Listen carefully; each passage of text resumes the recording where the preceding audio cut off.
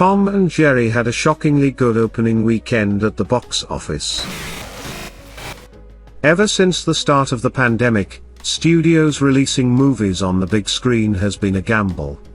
Sure, there are certain safety nets in place, such as in-house streaming services and reduced home video windows, but there is also a bet being made that putting a film out now is a better business decision than putting it on a shelf and waiting for theaters to fully reopen.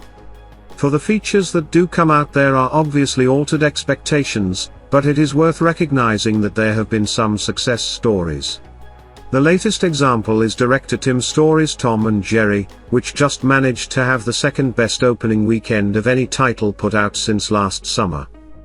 The live-action/animation hybrid film couldn't quite make as much as Patty Jenkins' Wonder Woman 1984 did back in December, also released by Warner Brothers, but according to Variety, Tom and Jerry did pull off the shocking feat of earning $13.7 million in ticket sales in its first 3 days of release. That's $3 million short of what the DC Extended Universe blockbuster made back in December, but it is breathing rarefied air with an eight-figure release. With the exception of the Wonder Woman sequel, no other movie released theatrically during the pandemic, including Christopher Nolan's Tenet, has managed to make north of $10 million in its first 3 days. As for exactly why Tom and Jerry was able to hit so well, there is no big, specific answer, but there are some tiny ones that help explain it. For starters, thanks to the vaccine rollout, things are starting to improve in regards to the pandemic, and it's possible that the good news, including theater reopenings in New York City next month, is giving people more confidence to see a film at their local cinema. One also can't ignore the constant and powerful draw that every family movie has on the big screen. The Croods: A New Age is another title that had one of the best mid-pandemic openings, pulling in $9.7 million in November 2020.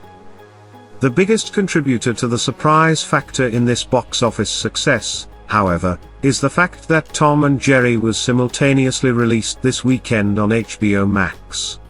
Panic spread around the film industry like wildfire back in December when Warner Brothers announced that their entire 2021 slate would debut day and date on the big screen and on their streaming service. Doomsayers were quick to announce that the move would be the nail in the coffin for the theatrical experience. The way things are going suggest that to not really be the case. While many HBO Max users likely streamed Tom and Jerry this weekend, there was still a considerable portion of the movie-going audience that didn't want to watch the film at home/subscribe to the service, and instead opted to buy tickets at their local theater instead. This very much flies in the face of the suggestion that people will universally opt for the more convenient option, and it's even more significant that it's an all-ages release. A 1-month subscription to HBO Max costs $14.99. And that's definitely cheaper than the expense of a whole family making a trip to the cinema. It's a great sign for the industry as we slowly get closer to things getting back to a semblance of normalcy. Looking ahead on the theatrical release calendar, a number of big movies have cleared out of the spring in favor of late summer or fall dates, but there are some notable titles still coming, including Godzilla vs. Kong on March 31st and Mortal Kombat on April 16th. Both from Warner Brothers, and the Bob Odenkirk-led action feature Nobody, which will be out on March 26th. We're definitely keeping our fingers crossed that movies making more than $10 million in their opening weekends will start becoming a regular thing again, and that before long we'll be able to be back in crowded theaters watching all of the most exciting new releases. Okay, if you like this video, don't forget to click like and comment down below. See you in the next video.